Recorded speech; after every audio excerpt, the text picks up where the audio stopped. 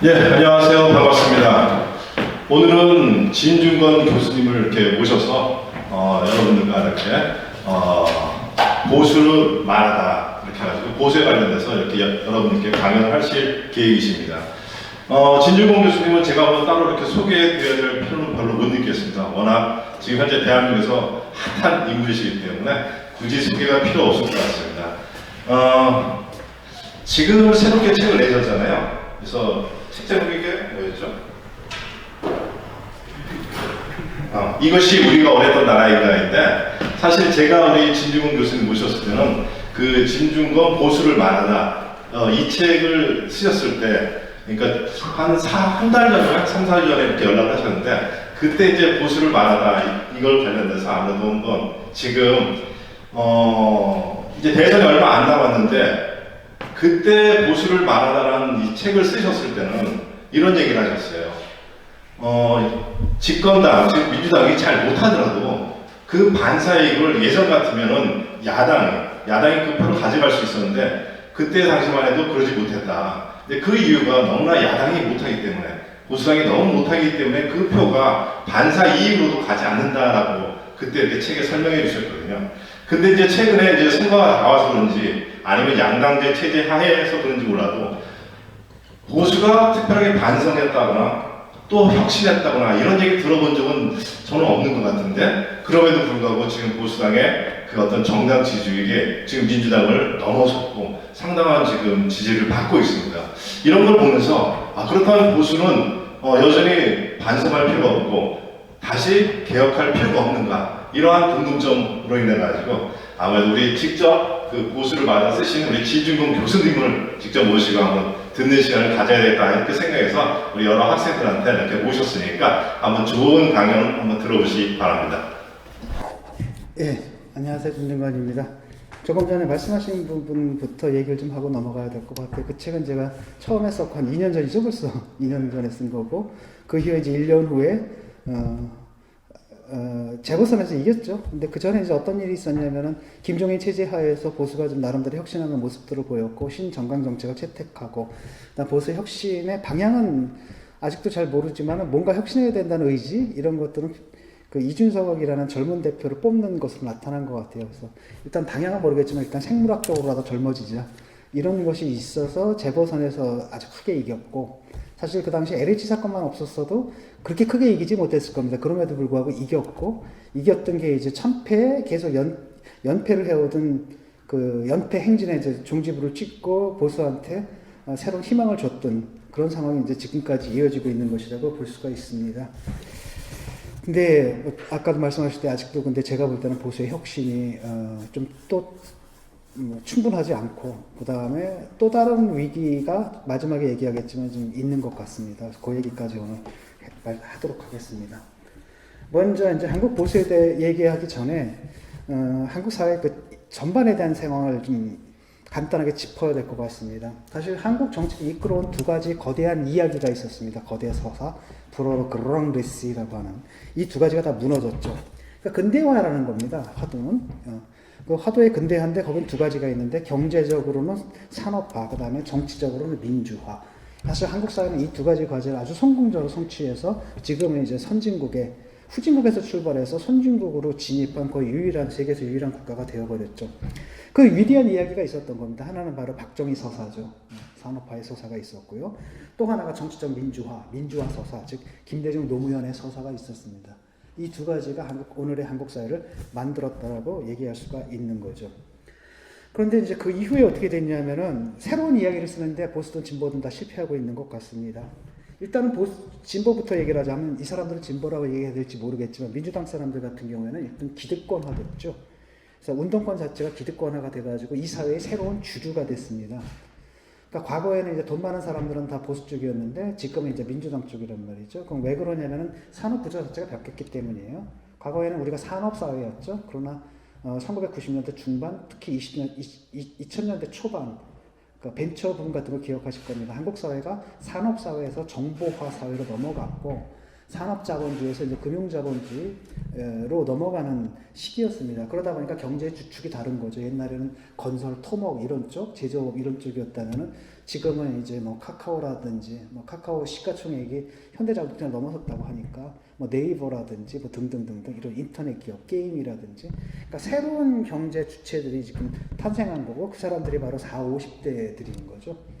그리고 반면에 산업화를 이끌었던 세대들은 이제 고령화가 돼가지고 60, 70대로 밀려났던 거고요. 그래서 지금 한국 정치를 보게 되면 40, 50대가 섬처럼 있고 최근에 2030은 완전히 다른 형태를 보여서 2030과 6070 사이에 4050은 끼어있는 이런 형태를 보이고 있습니다. 그리고 보수 같은 경우에도 근데 이제 이게 기득권화가 돼가지고 과거에 이제 운동단체들 예컨대 노동운동 같은 경우는 민노총을 보면 알겠지만 그 자체가 하나의 기득권층이 돼버렸고 시민단체들은 다 어영단체가 되어가지고 지자체에서 주는 보조금이나 뜯어먹는 이런 거 윤미향 사태가 보여주듯이 그 다음에 학계도 다 뭐랄까 저쪽 어용이 돼버렸죠. 뭐 유시민 씨 같이 해가지고 그냥 노골적으로 다 어용지심이 되겠다라고 하고 실제로 그 길을 많은 사람들이 따라가서 시민사회 전체가 다 무너져서 다 하나의 기득권층으로 편입이 되어버린 이런 상태라는 겁니다. 그래서 그쪽도 이제 무너졌고 그럼에도 불구하고 이 사람들은 아직까지도 자기들이 민주화 투사라는 생각에 사로잡혀서 1987년대에 의식이 머물러 있다고 할 수가 있습니다.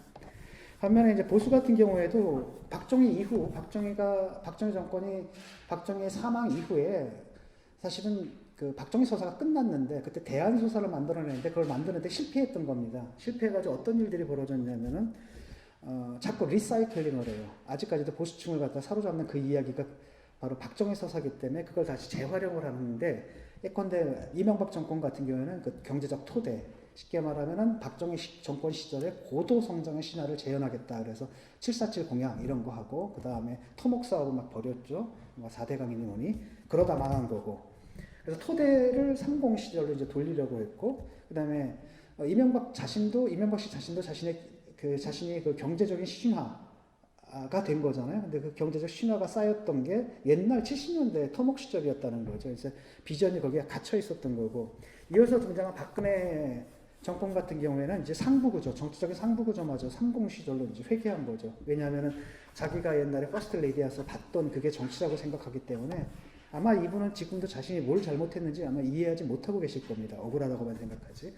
그래서 상부구조까지도 이제 30으로 돌려버리고 그러다가 결국은 탄핵을 당할 수밖에 없었던 거죠. 시대착오적이었기 때문에. 자, 그런 상황 속에서 이제 운동권들 같은 경우에도 지금 김대중 노무현 대통령의 서거 이후에는 새로운 이야기를 써야 되는데 쓰지 못하고 아주 메코네상스라고 해요. 불어로 오인, 메코네상스라고 그러는데 자신들을 아직도 저항 세력 또는 기득권층에 저항하는 양심적인 세력이라는 착각에 좀 빠져 있는 겁니다. 실제로 그들은 모든 것들을 가지고 있거든요. 행정, 입법, 사법, 그 다음에 학계에서의 헤게모니라든지 이 모든 사회 기득권층들 다 갖고 있고 다 강남이나 아니면 좋은데 서울에다 아파트 다 하고 있고 자기 자식들 스펙 조작해가지고 대학 보내고 뭐 이런 일들을 하고 있음에도 불구하고 여전히 자신들은 그냥 개혁 세력이고 그 다음에 자기들 주위를 갖다 적폐 세력 또는 기득권 세력들이 포위하고 있다라는 시즈 멘탈리티라고 하죠. 포위 멘탈리티에 사로잡혀서 계속 민주화 운동을 그러니까 자기들끼리 하는 그 기득권의 추구를 민주화 운동으로 착각하고 있다고 할 수가 있는 거죠. 이 사람들이 잘못을 하고도 사과를 못하는 이유가 바로 그겁니다. 자기들은 대의를 갖고 있다라고 굳게 믿기 때문에 그걸로 이제 자기들의 모든 잘못들을 정당화하는 거죠. 그래서 운동권이 쭉 표방했던 가치 같은 것들은 상당 부분 실현이 됐고 또 한편으로는 뭐 좌파적인 예컨대 사회주의적 이상 같은 것들은 현실에서 좌초를 했기 때문에 이 운동권이 추구하던 가치는 이미 사라져 버렸습니다. 그래서 이 사람들을 묶어주는 건 더 이상 가치가 아니라 이권으로 묶이는 거고요. 그때 운동을 할 때 이 사람들이 구축했던 그 조직이라는 건 이제는 뭐가 됐냐면 그 이권을 주고받는 인맥으로 돼버린 거고 그게 이제 도처에서 나타나는 겁니다. 박원순 인맥과 뭐 이재명 인맥과 온갖 인맥들로 나타나고 이들이 끈끈하게 기득권 동맹을 좀 맺고 있는 상태라는 겁니다. 그게 극명하게 드러난 게 바로 조국 사태였고 너무나 멀쩡하게 보였던 사람들이 얼마나 이상한지 그걸 통해 가지고 다 드러난 것 같고요. 이재명 씨 같은 경우에는 제가 볼 때는 그것을 델타 변이형인 것 같아요. 더 강합니다. 조국은 잘못을 하고 잘못한 적 없다라고 얘기를 했잖아요. 이재명 씨는 잘못을 하고 그게 잘았다라고 얘기를 하는 사람이에요. 그러니까 완전히 델타 변이라고 할 수가 있는 거죠. 그리고 지금도 막 계속 나올 겁니다. 앞으로 그 밑에 그 기관장이라든지, 그러니까 나라 일 할 사람, 시의 일을 할 사람, 도의 일을 할 사람 뽑는 게 아니라 내 일 할 사람 뽑아가지고 일자리를 나눠주는 이런 기득권 구조들, 그러니까 옛날 운동권 잔당들이 일종의 운동이 생활이 되어버린 겁니다. 경제 활동이 돼서 지금 경제 블록이 돼가지고 그 밑에 모여 있는 이런 형태를 보이고 있는 거죠. 자, 이게 이제 지금 한국의 현 지형이라고 할 수가 있습니다.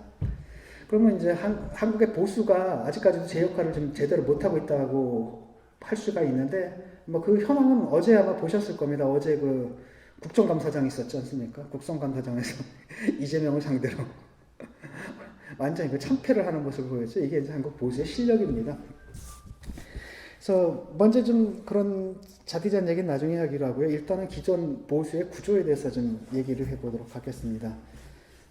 보수적인 멘탈리티는 크게 세 가지로 이루어져 있는 것 같아요. 한국의 보수들은. 첫 번째는 뭐냐면은 정치적으로는 국가주의입니다. 정치적으로는 국가주의고, 그다음 경제적으로는 자유주의인데, 자유주의도 굉장히 극단적인 형태인 자유지상주의 또는 시장만능주의 이쪽에 가깝고요. 그다음 문화적으로는 권위주의입니다. 그러니까 위아래를 확실하게 나누고 뭐 법질서를 세운다라든지 이런 식으로 사회적인 갈등들을 대화와 타협으로 푼다라기보다도 공권력을 이용해가지고 억압을 하는 이런 방식들에 굉장히 익숙하죠. 그래서 이렇기 때문에 이것이 이제 이미 시대착오적이라는 겁니다. 왜냐하면은 뭐 국가주의라는 것들은 사실은 우리가 채택하고 있는 자유민주주의에 어울리지 않는 겁니다. 왜냐하면 우리가 갖고 있는 자유민주주의의 그 자유주의 원칙에 위배되기 때문입니다. 그러다 보니까 이 보수주의자들 한 번도 개인의 자유라든지 개인의 인권, 그 다음에 이런 것에 대해서 얘기한 적이 없었다는 거예요. 그래서 북한의 인권만 얘기를 하지, 정작 남한에 사는 사람들의 인권들, 여기에 대해서는 얘기한 바가 없고, 이게 이제 한계라고 할 수가 있습니다. 그러니까 이제 설득력이 없는 거죠. 그래서 집단주의가 아닌 개인주의, 그 다음에 국가주의가 아닌 어떤 자유주의적인 가치를 얘기를 해야 되고, 그렇다면 보수의 입장에서 오히려 국가보안법 같은 거 폐지해야 된다고 얘기를 해야 되는 거죠. 근데 아직은 그런 이제 아직까지도 과거의 시대착오적인 사고방식에 사로잡혀 있다는 점을 지적을 하고 싶고, 그 다음에 경제적으로는 시장만능주의입니다. 그래서 입에 달면 맨날 하는 얘기가 규제 풀자, 세금 줄이자. 그러니까 줄푸세죠. 세금은 줄이고, 규제는 풀고, 그 다음에 법질서는 세우자. 그래서 발생하는 사회적 갈등을 그냥 경찰력으로 때려서 고소하고 고발하고 잡아가두자. 이런 사고방식들이란 말이죠. 그런데 이것들은 그러니까 일단은 경제적 시장주의라는 것은 일단은 양극화 시대에 좀 전 세계적으로 양극화가 진행되고 있는데, 여기서 바로 이렇기 때문에 국가의 역할이 필요합니다. 국가의 사회복지적 개입이 굉장히 필요한 시점인데, 그러니까 보수의 아젠다라는 게 계속 먹히질 않는다라는 거죠. 지금 특히 코로나 국면 같은 경우에는 자꾸 여기서 뭐 작은 정부 얘기를 하는데, 코로나 국면 같은 경우는 지금 다른 나라 같은 경우에는 뭐 GDP의 몇십 프로를 풀어가지고 지금 위기를 극복하고 있거든요. 그러니까 정부라는 것은 크건 작건 그 의미가 없는 겁니다. 정부는 커도 안 되고 작아도 안 되고 그냥 적절하면 되는 거죠. 근데 자꾸 작은 정부론을 얘기하고, 이게 사실은 이미 물이 지난, 유행이 지난, 그러니까 70년대 밀턴 프리드만이라든지 하이에크라든지 노직이라든지 이런 사람들의 자유지상주의, 그리고 레이거노믹스하고 대처리즘으로 나타났던 이 시기에 좀 가 있고, 세계적 경제의 조류가 좀 터닝을 이미 한 상황에 대한 이해가 없다라는 것, 이게 문제라는 겁니다. 그래서 이것도 시대에 적합하지 않고, 그 다음에 권위주의를 얘기를 하는데, 이 사람들은, 근데 문제는 뭐냐면 커뮤니케이션이 인터넷 시대에 들어서 쌍방향화되고 이 커뮤니케이션 자체가 수평화되어 있다는 겁니다. 요즘 우리가 뭐 나이 든 사람들이 얘기하면 젊은 사람들이 믿습니까? 듣지 않거든요. 그냥 꼰대라고 얘기를 하고 무시하고 이러죠. 그래서 이제 꼰대라는 표현 자체가 그걸 의미하는 거죠. 그래서 2030 세대랑 뭐 정치인들이 소통한다. 그래서 소통할 방법을 찾는다 그러는데, 정확하게 얘기를 하면 2030은 5060하고 소통하고 싶지 않아 해요. 그냥 그걸 귀찮아합니다. 그런 상태라는 거죠. 그래서 이런 걸 보게 되면 이제 과거의 이런 꼰대식 접근이라는 것은 4050한테도 그런데 6070한테는 오직하겠느냐, 이렇게 생각을 해야 되는 겁니다. 여기서 벗어나야 되는 거죠. 근데 보수의 이데올로기가 없어요. 그러니까 상황이 이렇게 변했기 때문에 이 변화된 상황에 맞는 보수의 이념을 세워야 되는데, 그 이념을 세울 만한 역량들이 지금 없고 그걸 해주는 사람들이 없는 겁니다. 한편으로는 학자들이 그 일을 해야 되고, 또 다른 학자와 대중 사이에서 그것을 매개하는 일종의 커뮤니케이터들이 있어야 되는데, 그게 이제 보수 쪽에는 전체적으로 결여되어 있다. 그러는 가운데서 보수의 담론은 유튜버들, 극우적인 유튜버들이 지금 다 장악을 하고 있는 이런 상태입니다. 또 한편으로는 그러니까 이런 대중 설득의 망 자체가 사라져버린 거죠. 그러니까 민주당 같은 경우에는 이런 프로파간다하고 대중 설득, 커뮤니케이션의 망이 아주 철저하게 갖춰져 있기 때문에 아마 여러분 뉴스 공장이라든지 이런 거 보시면 아실 겁니다. 예, 낙곰수라든지 수많은 그런 식의 대중 설득 또는 대중 선동의 그 머신들을 갖고 있는데 보수에는 이제 그런 게 없고 게토화되어 있어도 게토화되어 있는 상태라고 할 수 있습니다. 근데 이제 왜 그러면 보수가 제대로 못 싸우느냐라고 했을 때 아까도 우리가 저기 총장님하고 말씀 나눌 때 잠깐 그런 얘기 나왔는데 과거의 보수 정권은 자기들이 사회의 주주였기 때문에 자기들이 말하면 그게 바로 뭡니까? 내 입장이 곧 사회 전체 입장이 되고 보수 언론 그때 조선일보가 뭐라고 얘기했냐면 우리가 쓰면 곧 여론이 된다 이렇게 생각을 했다는 거죠. 대중을 설득할 필요 없이 그냥 말하면 그 바로 여론이 되고 그다음 말 안 듣는 사람들은 군대가 있었고 보안사가 있었고 안기부가 있었고 뭐 남영동 대공부시제도 잡아 가두면 되는 그런 문제였기 때문에 굳이 대중을 설득할 필요가 없었던 겁니다. 반면에 거기에 저항했던 세력들은 믿을 것은 대중밖에 없었거든요. 그렇기 때문에 대중 선전 선동 설득에 굉장히 탁월한 재능들을 갖고 있고 우리가 사실 학교 다니면서 밥 먹고 하듯이 선전선동하는 것밖에 없었거든요. 그러니까 그걸 당해내지 못하는 거라고 할 수가 있습니다. 그래서 과거의 주류는 이제 과거의 보수들은 이제 옛날 생각을 하는 거예요. 지금도 기본적으로 뭐냐면 한국의 산업화라는 게 부산항과 서울을 잇는 라인, 그러니까 부산, 그 다음에 대구, 그 다음에 서울을 잇는 이 라인을 이뤘고 호남에 이제 배제가 됐고 이 사람들이 이 영남 사람들이 어디 와서 살아가면 한국의 이제 강남에 들어와서 살고 호남 사람들은 이제 강북이나 아니면 서울 바깥 지역, 성남 같은 데 이제 살게 됐던 건데 이들이 이제 사회 기득권층이었지 않습니까? 그런데 사회 산업 구조 자체가 지금은 우리가 대부분의 수출품, 즉 고부가가치 상품들은 그러니까 부산항을 통해서 수출하는 게 아니라 인천공항을 통해 가지고 항공으로 보내고 있다는 겁니다. 그러니까 경부 쪽이 굉장히 약화됐다라고 할 수 있고 그게 이제 보수 약화의 근원이라고 할 수가 있는 겁니다. 그리고 이쪽은 바로 이제 IT 쪽이죠. IT 쪽이고 서울, 경기 이쪽 중심이고 여기에 특히 세대적으로는 40, 50이 주력 부대라고 할 수가 있습니다. 그래서 이 주도권이 바뀌었다. 사회 주도 세력이 바뀌었다라는 인식을 가져야 된다는 거. 그렇다면 보수는 뭘 해야 되냐? 4050 이전에 이제 2030을 이 사람들을 어떻게 설득할 건지를 고민을 하라고 제가 아마 그 책에 썼을 겁니다. 왜냐하면 제가 대학 다니면서 대학에서 토론 수업이라든지 이걸 통해 가지고 느낀 바는 뭐냐면 어쨌든 우리 같은 4050에 대해서 굉장한 적대감을 갖고 있다. 2030들이 그런 걸 느꼈고 그런데 그 다음에 그 2030이 그렇다면 옛날에 6070들과의 친화성이 있느냐? 그건 아니다. 단지 그들과 친하다라면 적의 적은 내 친구다라는 거지. 절대로 같이 친화적이지 않기 때문에 이 사람들은 2030 같은 경우는 여차부터 딴 데 붙을 수 있는 그런 상태다. 바로 그렇기 때문에 이 새로운 세대들, 쉽게 말하면 4050 민주화운동을 하고 그 다음에 지금 위선 가식으로 쩐 이 세대에 대해서 반감을 갖고 있고 그들에게 그러니까 직장 가면 그들이 상사거든요. 그들에게 당하고 있는, 그 다음에 그들에게 기회를 뺏겠다고 느끼고 있는 2030을 어떻게 설득할지를 생각을 하라라고 제가 이제 조언을 한 바가 있습니다. 그 다음에 이제 또 보수에서 이제 문제는 뭐냐면 첫 번째 다시 이제 요약을 하자면 일단 보수는 이데올로그가 지금 없다. 새로운 이데올로그, 이 시대에 맞는 디지털 시대, 쉽게 하면 산업자본주의에서 금융자본주의, 산업사에서 정보화로 넘어왔을 때 이 새로운 시대의 보수의 이념을 정립할 수 있는 학문적인 연구들 그리고 그 보수의 이데올로그들이 있어야 된다는 거고 두 번째는 그것을 대중으로 설득할 수 있는 층 일단 프로파간다 머신이라고 해야 되나요? 아니면 정치적인 커뮤니케이션의 망들을 구축해야 된다는 거고요. 그래서 그걸 공격력을 좀 키워야 되는데 그동안에 너무나 쉽게 거저먹어 오다 보니까 공격을 못해요. 그러니까 공격력이 떨어져 버리는 거고 사실 상당 부분 그 역할을 제가 해왔고 그래서 보수층이 이제 엉뚱하게 저한테 이제 환호를 하는 거죠. 근데 그 역할들을 원래는 보수에서 해야 된다라고 말씀을 드리고 싶습니다. 그러다 보니까 이제 어떤 일들이 벌어지냐 이 사람들이 과거에는 주주였고 내가 곧 사회 전체 여론이었기 때문에 우리가 쓰면 여론이 된다는 걸 생각했기 때문에 굳이 남의 눈치를 볼 필요가 없어요. 내게 곧 여론이 된다면 남의 눈치를 볼 필요가 없거든요. 그러다 보니까 내가 이런 말을 하면 남들한테 어떻게 들릴지에 대한 감각이 떨어져 있습니다. 그래서 맨날 막말을 하는 거예요. 자기들끼리 그럼 막말해도 되겠지만 자기들 커뮤니티를 벗어나서 그들은 주류라고 믿었지만은 그들이 이제 더 이상 주류가 아니기 때문에 옛날에는 자기들이 얘기를 하면 그게 사회 전체의 의견이 됐지만 이제는 그들조차도 아무리 잘 산다 아직까지 잘 산다 하더라도 그들조차도 어떤 특수한 커뮤니티에 불과하거든요. 그래서 거기서 통용되는 얘기가 밖에 나오면 굉장히 이상하게 들리는 겁니다. 그걸 이제 정확하게 보여주는 게 윤석열 씨의 지금 있다는 실언들이죠. 예를 들어서 여성에 대한 페미니즘에 대한 실언들, 그 다음에 120시간 얘기라든지, 그 밖에 불량식품 얘기라든지 이런 얘기들이 감각이 없는 거죠. 이런 얘기를 못 가진 사람들, 아니면 차별받는 사람들, 아니면 비정규직 노동자들, 아니면 IT 계열에서 IT 기업에서 그 밤샘 노동에 시달리는 사람들의 귀에 어떻게 들릴지에 대한 감각이 없다라는 겁니다.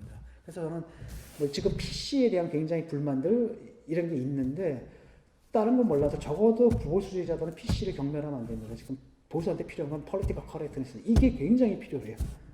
이번에도 또 나와서 한마디 했죠. 이번에도 누구죠? 주호영 씨인가 와서 2030 기억력이 떨어진다나 뭐 이런 식의 얘기들. 이런 것들이 얼마나 그 커뮤니케이션에 둔감한지를 보여주는 거죠. 자기 바깥에서 그 말이 어떻게 들릴지를. 자, 그래서 제가 이제 한국 보수에 이제 권하는 것은 이념을 좀 정립을 해라. 그래서 그걸 저는 이제 공동체주의 보수 정도가 좋지 않겠느냐. 물론 이제 보수주의가 다 똑같을 수는 없거든요. 보수주의자들 중에서도 시장주의 보수도 있었고 시장 만능주의 보수, 극단적인 시장 만능주의도 있어야 되고 하지만은 이제 주류가 뭐여야 되느냐라고 했을 때는 공동체주의 보수로 가는 게 낫지 않느냐 이 정도의 생각을 하고 있습니다. 따뜻한 보수라고 해야 되나요? 그러니까 시장을 중시하는 건 어쩔 수 없습니다. 그건 보수의 기본이니까요. 하지만 시장을 중시한다 하더라도 그 시장 경제가 갖고 있는 단점들, 쉽게 말하면 양극화 현상, 그리고 그 경쟁에서 배제된 사람들을 돌보는 과제, 그건 바로 국가의 과제다. 국가가 그걸 위해 존재한다는 걸 분명히 해야 된다는 겁니다. 그래서 국가는 왜 존재하느냐? 국민 한 사람 한 사람의 안보, 쉽게 말하면 생명과 재산을 보호하기 위해서고, 생명과 재산을 생존을 위협받는 게 있다라는 국가가 역할을 못하는 것이라는 인식을 가져야 된다는 겁니다. 한 사람이라도 굶어 죽는 사람들, 한 사람이라도 생활고 때문에 자살하는 사람이 있다면 그걸 안보의 실패로 받아야 되고 국가가 적극적인 역할을 해야 된다 이런 생각으로 바꿔야 된다라는 거죠. 시장한테 몽땅 다 맡겨놓고 알아서 뭐 경제에서 탈락하는 애들은 루저고 원래 걔네들이 탈락하는 게 오히려 더 낫다. 그래야 시장 경제가 발달한다. 뭐 이런 식의 발상법 가지고는 절대로 21세기에 유권자들의 마음을 사로잡을 수 없다는 겁니다. 그리고 뭐 애국주의는 괜찮습니다. 근데 문제는 국가주의라는 겁니다. 애국을 강조하는 건 괜찮은데 문제는 뭐냐면 국가주의적 관점을 갖다 보니까 개인의 권리, 자유, 인권에 대해서 굉장히 둔감합니다. 지금도 보수는 아직도 차별금지법에 반대하고 있거든요. 차별을 금지하는데 반대한다는 게 무슨 말이 됩니까? 이런 거고요. 아직도 국가보안법을 신주단체처럼 알고 있고 그건 보수주의자라면 이건 자유민주주의 원칙에 어긋나기 때문에 그 북한 같은 나라에서는 하는 짓이다. 그거 없애버려야 된다. 이렇게 나가야 된다는 거죠. 이미 김일성 회고록 같은 것도 나오잖아요, 지금. 다 안 뒤집히거든요. 내버려 두면 됩니다. 그거야말로 사상의 시장에 자유시장에 맡겨두면 저절로 도태되는 거고, 그걸 누가 돈 주고 사보겠어요, 그거를. 근데 그걸 자꾸 막으려고 한다라든지. 그러다 보니까 언론중재법 나올 때 싸울 수가 없는 거예요. 왜냐하면 자기들은 옛날에 테러방지법에 그걸 도입을 했거든요. 그러니까 말빨이 안 서는 거죠. 자기들도 개인의 자유들을 억압한 적이 있기 때문에 제한하려고 한 적이 있기 때문에 언론중재법처럼 언론의 자유를 제한하는 법이 나왔을 때도 싸울 때 계속 찝찝한 겁니다. 왜냐? 니들도 그랬지. 그러니까 보수가 할 말이 없는 것은 말을 못하는 것도 있지만 또 하나는 뭐냐? 말할 자격을 잃어버리는 게 굉장히 크거든요.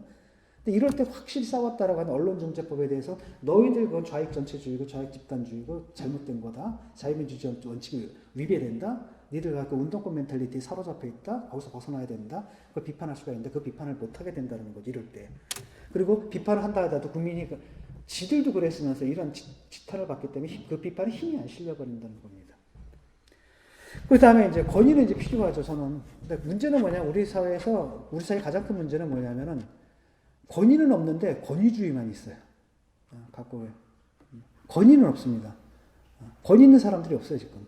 근데 권위주의만 남아있다는 거죠. 그래서 보수가 진짜 제대로 된 보수라면 권위주의는 버려야 됩니다. 그리고 진짜 권위 있는 사람은 굳이 권위주의적으로 볼 필요가 없어요. 왜? 사람들 저절로 존경하고 저절로 인정을 하고 저절로 존중하기 때문에 그게 그런 실력이 없는 사람들이 항상 남한테 그런 대접들을 강요하는 거거든요. 뭐 저보고 그 싸가지가 없다 그러더라고. 보수 몇 번 제가 강연을 나갔는데 그 이유가 뭐냐면 제가 사인을 해주는데 이제 앉아서 책에다 사인을 해주는데 어느 분이 오셔가지고 뭐 전직 장관님이라고 이렇게 인사를 시키는데 아 예 안녕하세요. 그래서 이제 사인을 했는데 뭐 그게 이제 굉장히 무례하다. 그래서 아니 나는 장관이건 안 장관이건 사람 다 똑같은 거 아닙니까? 어? 그런 거잖아요. 근데 그게 이제 무례하다라고 얘기를 하는 게 어떤 코드가 있나 봐요. 그래서 대통령이든 뭐든 간에 현직에 있을 때는 뭐 그 직위에 맞는 그 예우를 해주지만 그게 아니고 떠났으면 그냥 일반 시민 아니에요. 근데 거기서 그런 걸 보면서 이게 뭐야 도대체. 그런 생각이 들더라고요. 그래서 이런 건 좀 없어져야 되지 않는가라는 생각이 들어요. 그래서 공동체주의 보수에 예를 들어서 이거 많은 사람들이 이미 얘기를 합니다. 박형준 시장도 이 얘기를 했고 그 다음에 원희룡 지사도 이 얘기를 하고 있고 원희룡 지사가 여기에 가장 가까운 것 같아요. 제가 볼 때는 그 또 다른 한편으로는 뭐 홍정욱 씨인가 그분도 아주 공동체적 보수주의로 가자라고 얘기를 하고 있고 최근에 유승민도 나도 이쪽이야라고 얘기를 좀 하고 있는 거죠. 그래서 그쪽으로 좀 갈 필요가 있습니다. 마지막으로는 과감하게 개혁의 의제들을 좀 끌어안아야 된다는 거죠.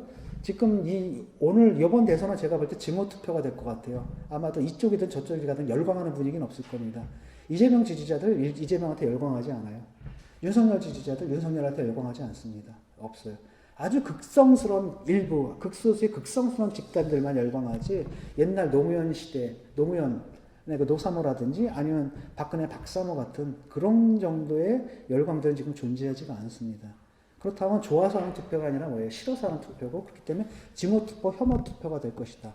다시 말하면 누가 어느 진영이 상대 진영을 더 격렬하게 강렬하게 증오하느냐 그 강도에 따라서 선거가 달라질 것이다. 아니나 다를까 그래서 지금 양쪽 진영에서도 아젠다 세팅을 하는 거라기보다는 계속 한쪽에서는 고발사주 한쪽에서는 대장동 뭐 계속 싸움질만 할 거라는 겁니다. 상대한테 부정적인 이미지만. 근데 그래서는 뭐 승부가 어떻게 날지 모르겠지만 정말 중요한 것은 지금 아젠다 세팅을 해야 된다는 겁니다. 근데 보수에서는 아직까지도 아젠다 의제 설정을 잘 못하고 있는 것 같아요.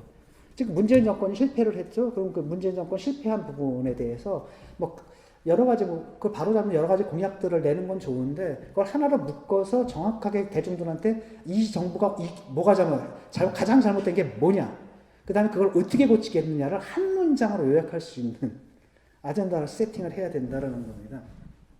그게 잘 안 되고 있다는 생각이 들고 지금 좀 과감했으면 좋겠습니다. 진보 보수라는 이 구별 자체가 사실 산업혁명적 이데올로기의 잔재거든요. 근데 한국 사회는 산업혁명이 아니라 이미 정보혁명 단계고 옛날에 노동자랑 산업혁명 시기의 노동자랑 다르거든요. 노동자 구성이 플랫폼 노동자라든지 비정규직이라든지 앞으로 계속 늘어날 겁니다. 그러니까 기존의 노동법으로 포괄될 수 없는 새로운 노동 형태들이 막 등장하고 이게 노동자야 자영업자야 구별도 애매해지고 정규직이라기보다도 노마드화되고 굉장히 많은 이런 거라는 거죠. 그런 상황 속에서는 과거의 보수, 과거의 진보 이거 틀 가지고는 설명이 안 되고 대책도 안 나온다는 겁니다. 그래서 그걸 좀 뛰어넘어서 과감하게 치고 나갈 필요가 있다고 생각합니다. 예를 들어서 이런 거죠. 공정의 이슈가 그렇다면 정치개혁 해야 되는 겁니다. 지금 양당이 나눠먹고 있고 지금 우리가 그런 선택을 강요받고 있는 거거든요. 이 당도 아니고 근데 이 당도 보니까 대안이 아니고 근데 둘 중에 하나만 찍어야 되는 거고 그러다 보니까 사실 이들이 기득권을 누려서는 안 될 이득들을 이들이 부당하게 누리고 있는 이 현실. 이게 사실 경쟁을 저해하고 새로운 정치 세력들이 등장하는 걸 방해하고 있잖아요. 라고 한다면 누군가 하나 이걸 던져야 됩니다. 내가 희생하겠다. 내가 손해를 보겠다라고 하고 던지고 나와야 된다는 거죠. 보수가 지금 민주당은 그걸 못하기 때문에 보수가 그걸 하고 나와야 된다고 생각을 해요. 차라리. 그래서 너희들이 하겠다. 정의로운 뭐랬더라? 기회는 평등하고 과정은 공정하고 결과는 정의로울 것이다. 너희들 얘기만 하고 못한 거 우리가 할 거야. 근데 이걸 하려면 우리가 희생을 해야 돼. 우리가 자기 희생하는 모습을 먼저 보여줄게 라고 치고 나가야 된다는 거죠. 이게 아젠다 세팅이에요. 그 다음에 노동개혁 같은 경우에도 무슨 얘기를 해야 되냐면 보수에서는 자꾸 민노 좀 때려잡는다는 얘기만 하잖아요. 그런 식으로 해결될 문제가 아닙니다. 상대를 적으로 만들고 항상 대화 상대자로 만들어야 된다는 거예요. 대화 상대로 만들어서 사회적 대타협을 끌어내야 되는 거죠. 기업에서는 기업에서는 이걸 양보하고, 그 다음에 민노총 너희들은 이걸 양보해라. 그 다음 그 양보들을 가지고 비정규직들과 그 차별을 완화시키는 데 쓰자. 그래서 서로 고통을 분담해가지고 우리 사회를 더 정의롭게 만들자라고 할 수 있는 이런 통합적인 리더십을 딱 치고 나가야 된다는 겁니다. 그래서 예컨대 보수라고 우리가 기업을 설득하겠습니다. 그럼 당신들 노조를 설득하세요. 이렇게 나가고 의제를 갖다 주도해 나가야 된다는 겁니다. 그리고 연금 개혁 같은 것도 해야 되거든요. 지금 이거 어차피 고갈될 텐데 고령화는 되고 이것은 뭐 수학적으로 다 고갈이 될 텐데 이거 개혁이 필요한데 아무도 이게 표 떨어지기 때문에 이 얘기를 못 하거든요. 그렇기 때문에 사실 공약으로 내라고 요구하지는 않겠지만 적어도 내가 당선이 된다면 여야를 떠나가지고 이걸 사회적 대타협에 붙이겠다. 우리가 이렇게 가서는 안 된다. 왜 이렇게 가게 되면 우리 그러잖아도 지금 희망을 잃고 좌절해 있는 그 젊은 세대들한테 미래의 빛을 떠넘길 수는 없지 않느냐. 이래서는 안 되지 않느냐. 그래서 내가 대통령이 되면 그런 논의, 사회적인 대타협, 사회적인 대논의를 갖다 의제를 던지고 책임을 지고 대타협을 일어나겠다. 그래서 장기적인 우리 사회가 나갈 장기적인 개혁을 해내겠다라는 이런 아젠다를 던져야 된다라는 겁니다. 그래서 결국은 이제 저는 그렇다고 생각하고 이 정부가 약속했지만 실패한 부분들 공정, 평등, 그 다음에 공정, 정의 이것을 하는 건 하겠다라는 말만 가지고는 안 됩니다. 이걸 하는데 우리는 이런 희생을 하겠다는 걸 보여줘야 돼요. 그래서 아젠다 세팅을 하고 탁 나가게 되면 제가 볼 때는 이번 선거에서 이길 수 있다고 생각하거든요. 네거티브로 이기는 게 아니라 포지티브로 이겨야 됩니다. 그럴 때 이런 걸 내걸 때 국민들이 뭐냐면 그 사기가 올라요. 영어로는 아마 모레일이라고 할 겁니다. 독일 말로는 그 구별이 안 돼서 모랄이라고 그러거든요. 모랄이니까 도덕이잖아요. 도덕적으로 앞섰다라는 걸 줘야 되는 겁니다. 지금 이번 선거가 어떤 선거냐면 민주당이 역사적으로 최초로 민주당이 도덕적 헤게모니를 상실한 선거예요. 라고 한다면 그걸 치고 들어가야 된다는 거, 도덕적 우위에 서야 된다는 거죠. 근데 도덕적 우위에 선다는 건 말로만 되는 게 아니라 자기 희생을 해야 된다. 우리도 손해보겠다. 국가를 위해서 우리 손해보겠다. 그런 자기 희생의 자세를 보여주고 나갈 때 이런 식의 아젠다 세팅이 있을 때 대선에서 저는 이길 수 있을 거라고 생각합니다. 지금 진보층들 저쪽 아니라 이른바 이제 저 같은 사람들 있지 않습니까? 진보의 가치를 진짜 바보같이 진짜 진보의 가치를 믿었던 사람들은 어떤 생각을 하냐면은 과거에는 보수가 집권하는 걸 이제 무조건 막아야 된다라고 생각을 했지만 지금 더 이상 그렇지 않습니다. 민주당이 집권하는 건 무조건 막아. 그다음에 보수가 집권하는 건 내가 보수당에 예컨대 제가 윤석열을 찍을 수는 없어요. 왜냐하면 나도 좌파 곤조가 있는데. 하지만 너희들이 집권하는 것을 우리가 용인하겠다라는 거죠. 그러려면 너희들의 그 보수적인 아젠다를 갖고 오는 거 우리 반대하지 않는다면 보수는 보수여야 되니까. 하지만 그것을 중도층이 받아들일 수 있는 정도로 완화해서 그 정도로 지금 중도층이 용인할 수 있는 정도로 다듬어서 갖고 나오라라는 겁니다. 그러니까 보수를 얘기하세요. 근데 다만 뭐냐? 중도층의 시각으로 봐라. 이 얘기를 좀 하고 싶다는 겁니다. 그 다음에 좀 전에 얘기했듯이 이런 아젠다 세팅을 하고 이게 이제 제가 보수층에 권하는 건데 지금 보수의 이제 위험한 말은 뭐냐면 이런 겁니다. 지금 홍준표 씨 이렇게 오고 있잖아요. 이게 낡은 보수잖아요. 그러니까 이분이 지금 얘기하는 게 사용제를 부활하자. 그 다음에 사실을 부활하자. 그 다음에 여성가족부의 얘기는 뭐라더라? 할당제 폐지하자. 그 다음에 또 뭡니까? 핵 개발하자. 이런 것들인데 이게 다 언제적 얘기냐? 옛날 얘기잖아요. 옛날에 우리 그랬었거든요. 옛날에 사시 있었고요. 옛날에 사용시켰잖아요. 옛날에 미군의 핵무기가 배치가 돼 있었잖아요. 그렇죠? 그러니까 옛날로 돌아가자라는 거거든요. 이거는 보수가 아니야. 이건 퇴행이지. 이런 메시지를 가진 사람들하고 또 누가 결합되어 있냐면 이제 이준석을 지지하는 2030들이 결합되는데 특히 남자들이죠. 얘들은 이제 뭐냐면은 안티페미니스트들이에요. 안티페미니스트들에다가 그 능력주의죠. 시험만 보자. 시험만의 공정성만 보장하면 나머지 불평등은 너 참겠다. 이런 사고방식을 가졌단 말이에요. 그러니까 정규직을 비정규직화한다라는데 반대하잖아요. 그러니까 왜 그러느냐? 그러니까 이 사람들은 2030은 정규직과 비정규직의 차별에 반대하는 게 아니에요. 차별은 인정하는 겁니다. 왜? 그것이 시험의 결과라면 인정하고 내가 시험에 붙은 사람은 당연히 비정규직을 차별할 주체가 되는 거고 시험에 떨어진 루저들은 차별당하에 마땅한 루저다. 이렇게 생각한다는 거거든요. 이게 상당히 퇴행적이잖아요. 근데 이 두 개가 맞붙어 있다는 거예요. 지금 홍준표 지지가 제가 그래서 홍준표 씨를 싫어하는 이유가 바로 그런 이유 때문이거든요. 이것은 보수가 망하는 길이다라는 거거든요. 왜냐하면 2030에 남자만 있습니까? 여성들도 있거든요. 그 다음에 사회 경제를 위해서 사회가 발전하고 그 다음에 경제가 발전하기 위해서 여성들의 참여를 늘려야 되는 거잖아요. OECD에서 그래서 좀 권고하고 모든 나라가 글로 가고 있는데 그런 식으로 그 2030 남성들이 갖고 있는 분노를 그보다 더 약자인 여성한테 대리투사하고 그걸 이용해 먹는 정치 세력들이 있어서 제가 뭐 유승민이라든지 하태경이라든지 아니면 이준석이라든지 홍준표 이런 식의 뭐랄까 컨스텔라티온이라고 해요. 컨스텔레이션 별자리 여기를 상당히 위험하게 보고 있는 겁니다. 이렇게 가면 보수는 미래가 없다. 왜냐 어떤 특정한 인구 집단에만 호소하는 정치 세력은 성공할 수가 없어요. 당내 선거에서는 그게 어느 정도 유용할지 몰라도 전체 판에서는 절대 성공할 수가 없다라는 거고 미래도 없다라는 겁니다.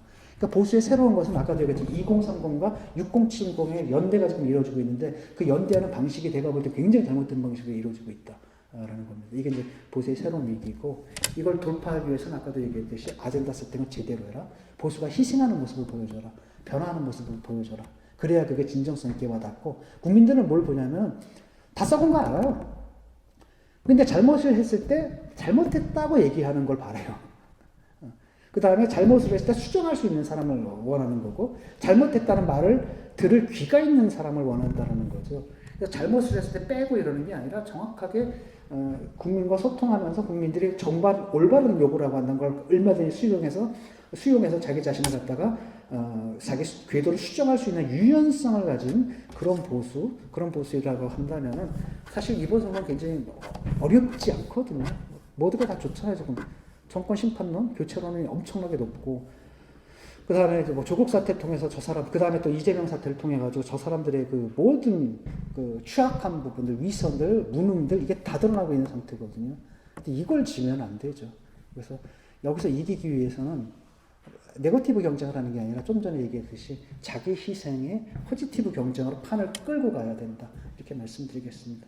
이것으로 제가 보는 한국 사회 그리고 그 속에서의 보수의 문제점들 그리고 보수의 개선 방안들 그 다음에 이번 대선에서 보수가 어떻게 해야 되는지까지 저의 조언을 말씀드렸습니다. 이것을 강연을 마치도록 하겠습니다. 감사합니다.